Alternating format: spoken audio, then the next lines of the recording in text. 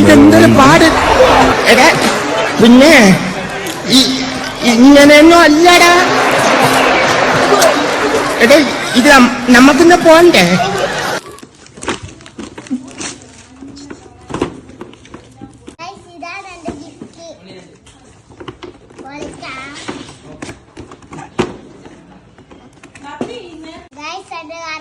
ഇഷ്ടപ്പെടുന്ന കമന്റ് ചെയ്യണേ ഗൈസ്.